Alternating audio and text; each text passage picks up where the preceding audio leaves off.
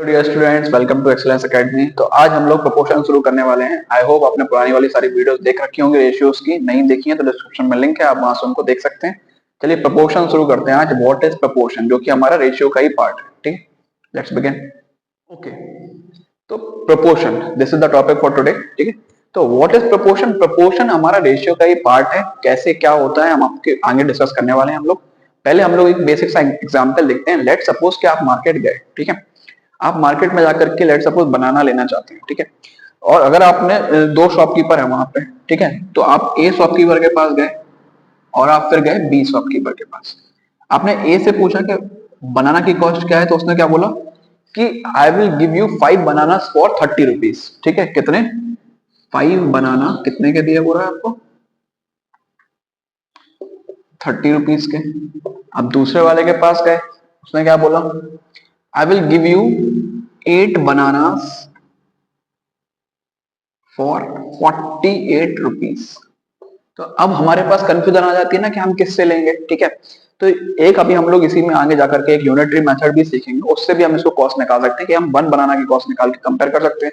अगर हम लेकिन यहाँ डायरेक्ट करना चाहें इनको कंपेयर, तो हम क्या कर सकते हैं, जरा हम बनाना की कॉस्ट को कंपेयर करने से पहले बनाना को कंपेयर कर लें। तो इसका बनाना का रेशियो क्या हो रहा है? 5:8। सिंपलेस्ट फॉर्म में ये और ज्यादा डिवाइड हो नहीं सकता है। ठीक है, 30/48 ये उनकी कॉस्ट का रेशियोज है। इनको सॉल्व कर लेते हैं। 30:48, क्या ये सिंपलेस्ट फॉर्म है? नहीं, ये अभी सॉल्व हो सकता है। इसको कर देते हैं तो सॉल्व। 2 की टेबल से डिवाइड कर दूं, 15/24। 3 की टेबल से अभी भी डिवाइड हो रहा है, कर दीजिए। 5/8, क्या ये आगे फर्दर सॉल्व हो रहा है? नहीं हो रहा है। ठीक है, सिंपलेस्ट फॉर्म में आ चुका है। यानी कि उनके बनाना जो क्वांटिटी थी उनका रेशियो कितना था? 5:8। और उनकी कॉस्ट का रेशियो भी क्या आया? 5:8। यानी कि दोनों चीजें क्या आ गई हैं? बराबर। दैट मीन वो किसी भी दुकान से जाकर के लेगी तो उसको दोनों में क्या है? सेम ही रेट मिल रहा है। किसी पे भी उसको कोई डिस्काउंट या किसी पे ज्यादा महंगा नहीं मिल रहा है। ठीक है, दोनों पे उसको क्या मिल रहा है? सेम ही रेट मिल रहा है। दोनों का रेशियो क्योंकि क्या आ गया? बराबर आ गया। यानी कि जो क्वांटिटीज वो लोग दे रहे थे, ठीक है, ए और बी शॉपकीपर, वही क्वांटिटी, और उनकी जो कॉस्ट का रेशियो था वह भी सेम आ गया। ठीक है, तो दोनों चीजें जब सेम आती हैं, यानी कि जब हम बोल रहे हैं दो रेशियोज जब सेम आते हैं, उनको हम बोलते हैं they are said to be in proportion. तो what is the definition of ratio या प्रोपोर्शन? कि प्रोपोर्शन है क्या? तो proportion is when two ratios are equal they are said to be in proportion. जब दो रेशियोज इक्वल होते हैं तो उनको हम बोलते हैं कि वो क्या है? प्रोपोर्शन में है। ठीक है, और आगे हम लोग डिस्कस करते हैं इसको। एक बार अगर आप अच्छे से समझ लीजिए, इसको नोट करना है तो नोट कर लीजिए। इसके बाद हम लोग नेक्स्ट टॉपिक और इसी में आगे कंटिन्यू करते हैं, क्या होता है प्रोपोर्शन, क्या सब कुछ। ठीक है, एक चीज और कि जब हमारा ये जो रेशियो आया, यानी कि स्टार्टिंग में तो ये तो एज इट इज था। यहाँ पे क्या था? 30, यहाँ था 48। दैट मीन्स 5:8 का रेशियो जो है 30:48 के बराबर आ रहा था। तो वी कैन से कि 5,8,30,48 ये चार नंबर क्या है? Are in proportion. किसमें है ये बात भी हम इसको बोल सकते हैं कि जब दो रेशियोज इक्वल होते हैं तो उनके जो टर्म्स होते हैं उनको वी कैन से दे आर इन प्रोपोर्शन। ठीक है, क्लियर? अभी और भी बहुत सारी चीजें डिस्कस करेंगे, हम एग्जांपल्स डिस्कस करेंगे तो और भी अच्छे से क्लियर होता जाएगा। बस वीडियोस को आपको पूरा देखना है। ठीक है, इस वीडियो को भी और बाकी सारी वीडियोस को भी पूरा देखते जाया करिए। ठीक है, आई होप आपने पुरानी वीडियोस देख रखी हैं सारी रेशियो प्रोपोर्शन की। नहीं देख रखा है तो उनको भी देख लीजिए। 4 वीडियोस हम लोग ऑलरेडी पहले कर चुके हैं रेशियो प्रोपोर्शन की। ठीक है, वो बहुत इंपॉर्टेंट है। उसके बाद ही आप प्रोपोर्शन स्टार्ट करें तो ज्यादा बेस्ट रहेगा। ठीक है, चलिए इसको नोट कर लीजिए। इसके बाद नेक्स्ट टॉपिक पे आते हैं। ओके, तो हमारे पास लेट सपोज दो रेशियोज हैं। एक तो है A/B, दूसरा है C/D। अगर ये दोनों रेशियोज इक्वल हो जाते हैं, ठीक है, A/B की वैल्यू C/D के बराबर आ जाती है, देन ये जो इसके अंदर टर्म्स हैं A, B, C, D, they are in proportion. क्या बोलते हैं इनको? Are in proportion. ठीक है, क्लियर है? यानी कि जब दो रेशियोज इक्वल होते हैं तो उनके जो टर्म्स होते हैं उनको हम क्या बोलते हैं? कि दे आर इन प्रोपोर्शन। ठीक है, प्रोपोर्शन का हिंदी मीनिंग होता है अनुपात। ठीक है, क्लियर? ठीक है, तो हम लोगों ने ये पढ़ लिया कि अगर दो रेशियोज इक्वल हैं तो उनके जो टर्म्स होते हैं वो आपस में प्रोपोर्शन में होते हैं। ठीक है, इसको हम अदर वे में ऐसे भी बोल सकते हैं कि let suppose 4 numbers are there ABCD। ठीक है, ये नंबर प्रोपोर्शन में कब होंगे? जब ए इज टू बी की value is equals to C is to D के बराबर होगी। ठीक है, क्लियर है? वही बात को हमने रिवर्स करके यहाँ बोल दिया। ठीक है, वाइस वर्सा। ठीक है, काइंड ऑफ। ओके, तो अगर हमारे चार टर्म्स हैं, फोर टर्म्स जो है हमारे, they are said to be in proportion, कब होंगे ये प्रोपोर्शन में? जब उनके जो रेशियो है वो आपस में क्या हो जाए? इक्वल हो जाए। ठीक है, इसको हम इस तरह से भी रिप्रेजेंट कर सकते हैं, और दूसरा तरीका इसको रिप्रेजेंट करने का होता है, डिफरेंस क्या है? रेशियो में हम लोग सिर्फ एक बार कॉलन साइन यूज कर देते हैं, यहाँ पे हम दो बार कॉलन साइन यूज करेंगे। ये रिप्रेजेंट कर रहा है, ये बता रहा है हमको कि ए रेशियो वी की वैल्यू सी रेशियो डी के बराबर है। क्लियर है? अब इसके अंदर हमें फोर टर्म्स दिख रहे हैं। ठीक है, A B C D. Clear? A B C D, ये जो इसको हम बोलते हैं फर्स्ट टर्म। क्लियर? दिख ही रहा है ऑर्डर के हिसाब से, अगर हम देख लें तो फर्स्ट टर्म हो गया ये हमारा, ये हमारा है सेकेंड टर्म, ये है third term, and this is our fourth term. Clear है? नाउ एक चीज और, ये हमें बिल्कुल किनारे पे दिख रहे हैं ए एंड डी, इसको हम क्या बोल सकते हैं? एक्सट्रीम पे दिख रहे हैं। कहां दिख रहे हैं? एक्सट्रीम पे दिख रहा है हमको ये ए बी सी डी, अगर हम इस तरह से लिखते हैं तो एकदम किनारे पे है। ठीक है, तो किनारे को हम इंग्लिश में बोलते हैं एक्सट्रीम। ठीक है, प्रोपोर्शन में भी इन दो टर्म्स को बोला जाता है एक्सट्रीम टर्म्स। क्या बोलते हैं? एक्सट्रीम टर्म्स या फिर एक्सट्रीम एक्सट्रीम टर्म्स, या फिर सिंपल हम एक्सट्रीम भी उनको बोल सकते हैं। क्लियर है? बिकॉज ये दोनों फर्स्ट एंड फोर्थ वाले टर्म्स को हम एक्सट्रीम टर्म्स बोलते हैं, जो कि किनारे पे एकदम। ठीक है, जो फिर अब ये बीच के दो बचे बी एंड सी, इनको हम बोलते हैं मीन या फिर मिडिल टर्म्स। क्या बोलते हैं? मिडिल टर्म या फिर means. Clear? Okay, any doubt? ठीक है, क्लियर हो गया? हमें बेसिक चीजें समझ में आ गई हैं। एक बार रिवाइज कर लेते हैं क्या क्या मैंने अभी तक आपको बताया है। दो रेशियोज अगर हैं और दोनों रेशियोज की वैल्यू क्या आ रही है? इक्वल आ रही है, तो उसके जो टर्म्स होते हैं ए बी सी डी, वो क्या होते हैं? They are said to be in proportion. दूसरे टर्म से इसको हम बोल सकते हैं कि अगर फोर टर्म्स हैं ए बी सी डी, वो प्रोपोर्शन में कब होंगे? जब उनके रेशियोज क्या हो जाए? इक्वल हो जाए। क्लियर है? इसको हम इस तरीके से भी रिप्रेजेंट कर सकते हैं। क्लियर? अब हमारे पास इसमें फोर टर्म्स दिख रहे हैं हमें, फर्स्ट सेकंड थर्ड फोर्थ, तो इनको हम बोलते हैं first term, second term, third term and fourth term. Clear? दूसरी चीज और एक और, कि ए बी सी डी में ये जो फर्स्ट एंड फोर्थ टर्म होता है, ये हमारे होते हैं एक्सट्रीम टर्म्स, या फिर इनको हम एक्सट्रीम्स बोल सकते हैं। क्लियर? एक्सट्रीम टर्म्स या फिर एक्सट्रीम। क्लियर? और ये बीच के दो हमारे बी एंड सी, इनको बोलते हैं मिडिल टर्म्स या फिर मीन्स। क्लियर है? चलिए इसको इतना नोट कर लीजिए, इसके बाद हम कुछ इसकी प्रॉपर्टीज वगैरह को पढ़ते हैं। एक चीज और, कि इसको हम पढ़ते कैसे हैं? तो it is A is to B is to C is to D. ठीक है, जैसे इसमें हम पढ़ते थे सी इज टू डी, यहाँ पे हम पढ़ते हैं A is to B is to C is to D. Clear? एक चीज और ध्यान रखना, यहाँ पे हम लोग ये कॉलन साइन नहीं लगाया, बट अंडरस्टूड है कि ये सारे किसमें रेशियो प्रोपोर्शन में लिखे हुए हैं। ठीक है, क्लियर है? इसको नोट कर लिया आपने? ठीक है, इसको रफ करते हैं, फिर इसके बाद हम लोग इसी से कुछ प्रॉपर्टीज को ड्राइव करेंगे, निकालेंगे प्रॉपर्टीज को। ठीक है, ओके, तो अब हम इनकी कुछ प्रॉपर्टीज को पढ़ने वाले हैं प्रोपोर्शंस की, जो कि मैं आपको अभी इसी के सामने आपके सामने डिराइव करके आपको दिखाऊंगा कैसे बनती है, कैसे आती है ये properties. Clear?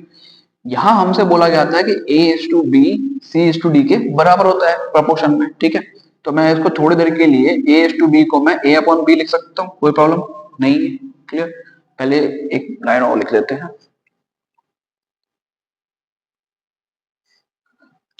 a is to B हमारा इक्वल है सी इज टू डी के, प्रोपोर्शन कंडीशन होती है।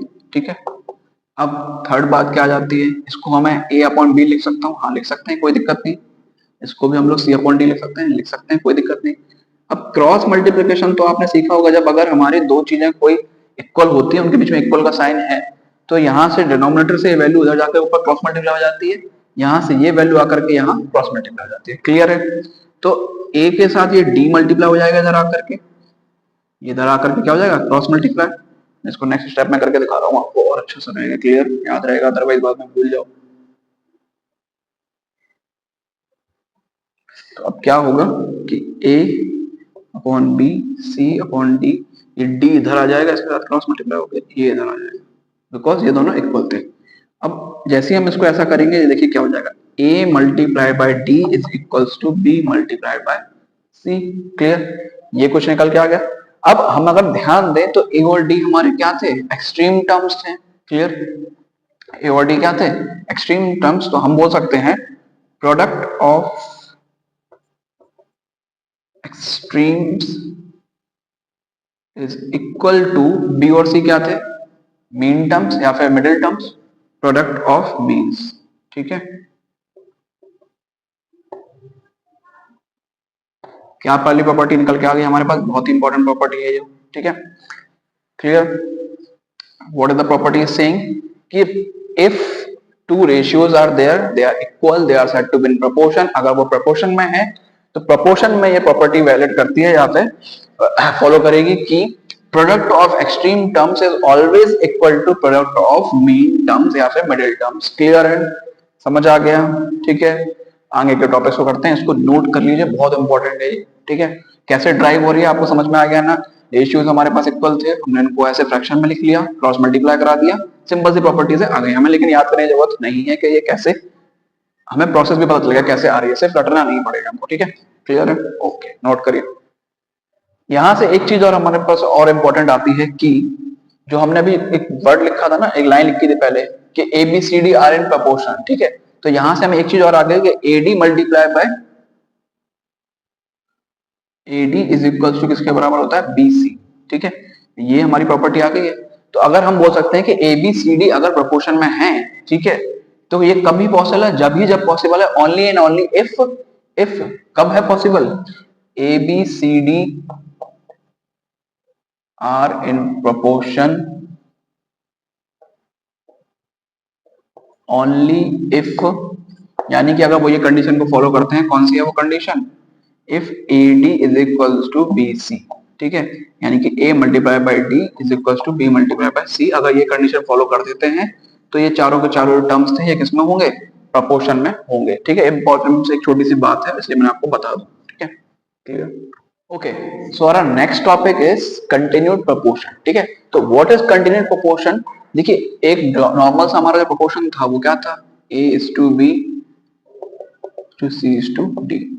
बट अगर किसी प्रोपोर्शन में, ठीक है, second term and third term same ही हो, ठीक है, if the second term and third term are same in a proportion, they are said to be in continued proportion. क्या बोलते हैं उनको, continued proportion. Okay, so in any proportion if the second and third term are equal या same, we call them as continued proportion। ठीक है, तो ऐसा हो जाएगा फिर ये हमारे लिए कैसा, ठीक है, A is to B। अब थर्ड टर्म हमारा क्या होगा, वो B ही होगा, क्योंकि सेकंड टर्म और थर्ड टर्म क्या हो चुके हैं, सेम हो चुके हैं। ठीक है, तो लास्ट टर्म हमारा फिर C हो जाएगा। ठीक है, तो यानी कि अब हमारे पास कितने टर्म्स रहा करेंगे जब कंटिन्यूड प्रोपोर्शन में है, सिर्फ कंटिन्यूड प्रोपोर्शन में हमारे पास 3 ही टर्म्स रहेंगे। ठीक है, कौन कौन से, एक तो A हो गया, B एंड C। ठीक है, तो A B C continued proportion में कब होंगे, जब A ratio B is to C, यानी कि सेकेंड टर्म और थर्ड टर्म की वैल्यू पे क्या आ जाए, प्लेस पे क्या आ जाए, एक ही टर्म आ रहा हो, एक ही वैल्यू हो उसकी, तब वो क्या बोलाएंगे, कंटिन्यूड प्रोपोर्शन कहलाएंगे। क्लियर है, हम एग्जांपल्स करेंगे और अच्छे से क्लियर हो जाएगा।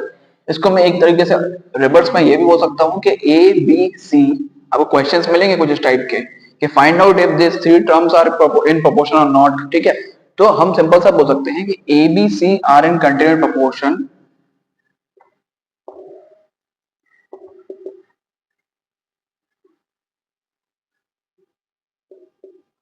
इफ, कब होते हैं ये कंटिन्यूड प्रोपोर्शन में, if A is to B is to C, यानी कि जब सेकंड टर्म और थर्ड टर्म क्या हो जाए हमारा, सेम हो जाए, तब हम इनको क्या बोल सकते हैं कि they are in continued proportion. Clear है, कुछ क्वेश्चंस को, एग्जांपल्स को हम लोग अभी करेंगे तो और अच्छे से आपको आइडिया लग जाएगा। ठीक है, चलिए तो कुछ एग्जांपल्स देख लेते हैं। तो फॉर एग्जांपल, अगर मैं एक एग्जांपल ले लेता हूं, ठीक है,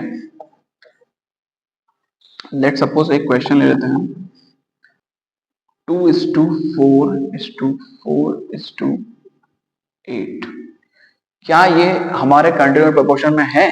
देखो, second term and third term हमें सेम दिख रहा है, बट हमें ये चेक करना है क्या ये हमारे कंटिन्यूड प्रोपोर्शन में है या नहीं है। तो सबसे पहले तो प्रोपोर्शन की प्रॉपर्टी उसको फॉलो करना चाहिए। प्रोपोर्शन की प्रॉपर्टी क्या बोलती है कि 2/4 इज इक्वल टू 4/8 होना चाहिए, यानी कि first term upon second term, third term upon fourth term होना चाहिए। ठीक है, इसकी वैल्यू को सॉल्व करें तो कितना आ जाएगा, 1:2 या 1/2। यहाँ पे भी कितना आ रहा है 1/2, वैल्यूज क्या आ गई, सेम आ गई। दैट मीन्स ये हमारे प्रोपोर्शन की प्रॉपर्टी को फॉलो कर रहा है और प्रोपोर्शन की प्रॉपर्टी को फॉलो कर रहा है। एंड बिकॉज यहाँ पे second term and third term भी किसमें है, सेम है, ठीक है, इसलिए हम इसको बोल सकते हैं कि they are in continued proportion. Clear है। दूसरी प्रॉपर्टी भी हमने पढ़ी थी कि प्रोडक्ट ऑफ एक्सट्रीम्स यानी कि 2 multiplied by 8 should be equals to product of mean 4 multiplied by 4। ये भी 16 आ रहा है, ये भी कितना आ रहा है, 16 आ रहा है। जब ये सारी कंडीशन फॉलो कर रहा है, ये आपको बस ऐसे ही मैं बता रहा हूँ, अभी क्वेश्चंस आएंगे तो और अच्छे से हम लोग क्लियर करेंगे, वहां पे आपको करना कौन सा है, ये वाला मेथड करना है, ये करना है, क्या करना है, ठीक है। तो जब दोनों वैल्यू इक्वल आ रही है, दैट मींस ये हमारी प्रोपोर्शन की प्रॉपर्टी तो फॉलो कर ही रहा है, और प्रोपोर्शन की प्रॉपर्टी फॉलो करने के साथ साथ बिकॉज इसमें second term and third term भी इक्वल है, देयरफॉर ये जो इसके अंदर टर्म्स यूज हुए हैं 2, 4 and 8 are in continued proportion. किसमें है ये, कंटिन्यूड प्रोपोर्शन में। क्लियर है। एक एग्जांपल और देख लें, चलिए एक एग्जांपल और देखते हैं। क्लियर। ओके, एक एग्जांपल और देख लेते हैं। तो इट कैन बी 3:12:2।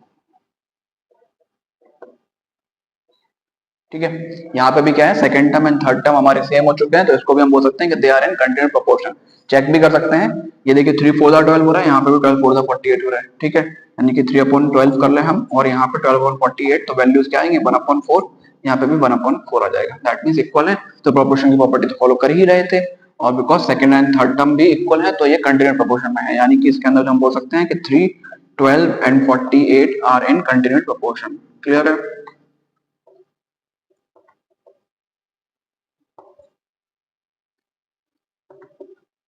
ओके, इतना समझ में आ गया।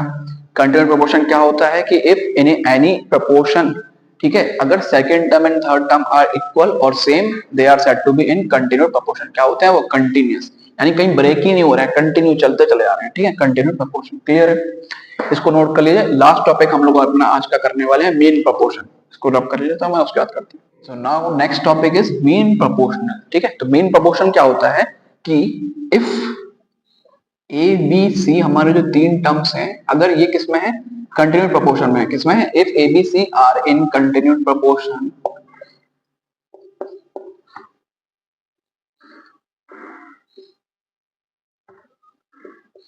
देन जो बीच का टर्म है यानी कि बी, बी हमारा होता है, बी इज द मीन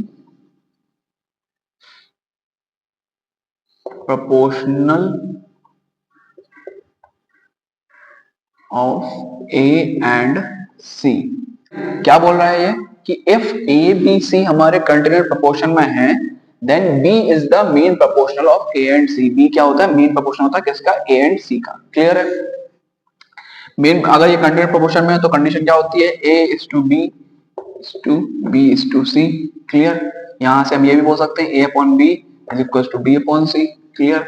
अभी मैंने आपको बताया था हम लोग इनको क्रॉस मल्टीप्लाई कर सकते हैं, तो क्रॉस मल्टीप्लाई हो जाएगा, a multiply by c is equal to b multiply by b हो जाएगा। यहाँ पर इसको मैं इधर लिख दे रहा हूँ, इसको इधर लिखता हूँ, कोई फर्क नहीं पड़ता उससे। ठीक है, तो ये b multiply by b is equal to a multiply by c हो गया, और यहाँ से हम बोल सकते हैं b मल्टीप्लाई बाय b का हो जाएगा b का square is equal to a multiply by c ac, और b की वैल्यू यहाँ से क्या जाती है, अंडर रूट ऑफ ac।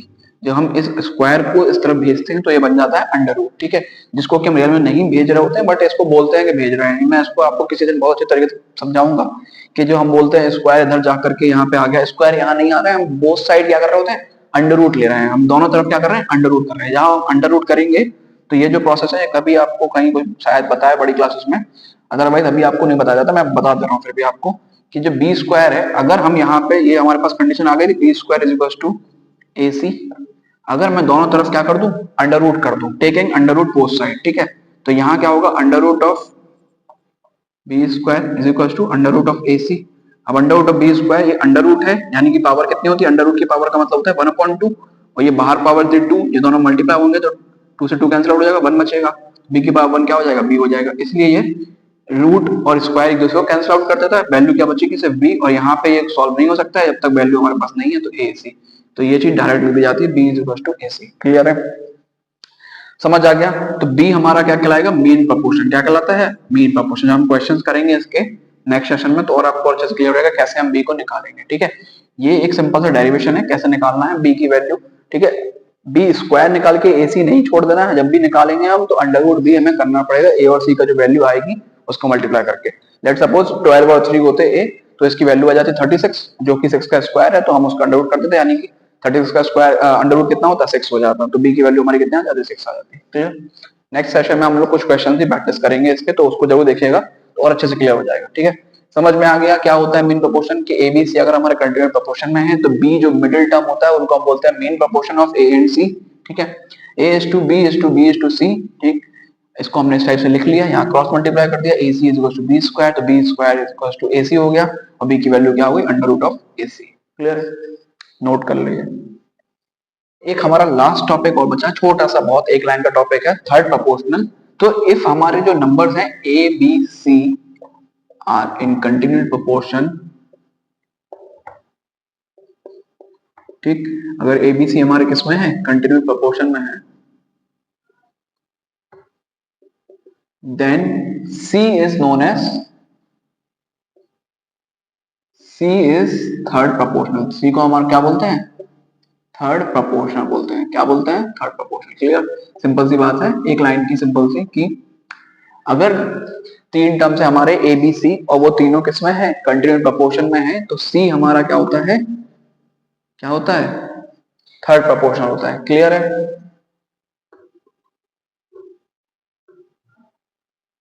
तो अगर कोई आपसे पूछ ले कि व्हाट इज थर्ड प्रोपोर्शन, तो if A B C are in continuous proportion then C is the known as the third, C is known as कर लेते हैं इसको, C is known as third proportional. Clear है। एक example मैं आज आपको करा रहा हूं, उसके बाद हम लोग नेक्स्ट सेशन में करेंगे कुछ एग्जांपल्स वगैरह। आज मैं सिर्फ एक लास्ट को एग्जांपल कर रहा हूं, उसके बाद क्लास को सम अप करते हैं। ओके, तो एग्जांपल है हमारा, ठीक है, एक एग्जांपल हम लोग प्रैक्टिस करते हैं। तो क्वेश्चन है सेइंग कि आर 12, 18, 20 एंड 30 प्रोपोर्शन में है या नहीं है, आर इन प्रोपोर्शन। ठीक है, तो हमें ये फाइंड आउट करना है। हम इसको दोनों तरीके से करने वाले हैं, ठीक है, जो मैंने आपको दोनों तरीके बताए थे पहले। तो एक बार हम कर लेंगे मेथड 1 से और दूसरी बार करेंगे हम लोग उसको मेथड 2 से। Clear, method first and method second. Clear. First method तो अगर हमें याद है तो हम लोगों ने एक प्रॉपर्टी पढ़ा था, ठीक है, product of extreme is equal to product of means, जिसको कि हम बोलते हैं। अगर हम उस प्रॉपर्टी का यहाँ यूज कर लेते हैं, ठीक है, तो अगर हम उस प्रॉपर्टी का यहाँ यूज करते हैं, तो फर्स्ट प्रॉपर्टी क्या बोलती थी, इफ नंबर अगर हमारे ये किसमें है, प्रोपोर्शन में। तो पहले हम यहाँ लिख लेते हैं कि इफ, थोड़ी देर के लिए हम इसको, यहाँ क्वेश्चन था ना आर इन प्रोपोर्शन, थोड़ी देर के लिए हम मान लेते हैं कि ये प्रोपोर्शन में है। ठीक है, if 12, 18, 20 and 30 are in proportion, then क्या होता था,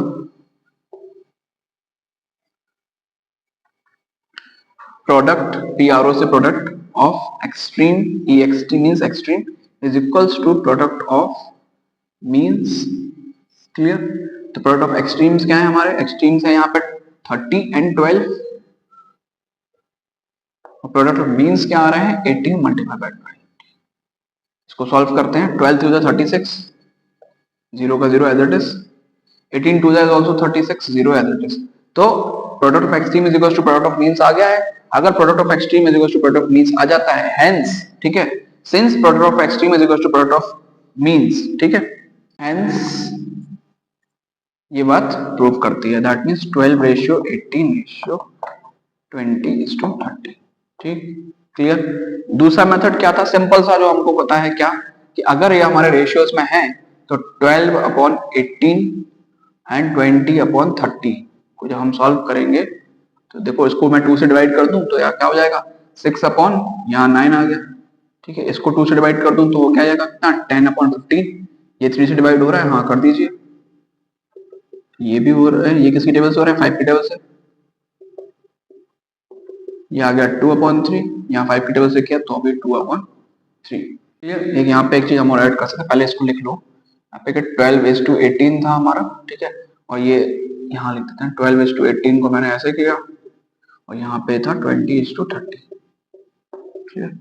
देखिए दोनों वैल्यूज क्या आ चुकी हैं, सेम आ चुकी हैं, इसलिए 10 we can say that 12 ratio 18 ratio 20 is 30। ठीक है, तो यहाँ पे भी ये बात प्रूफ हो चुकी है, इस तरीके से भी ये बात प्रूफ हो चुकी है, हेंस या फिर देयरफॉर हमारे जो टर्म्स हैं, hence 12, 18, 20 and 30 are in proportion क्या है, किसमें है ये, आर इन प्रपोर्शन। क्लियर है।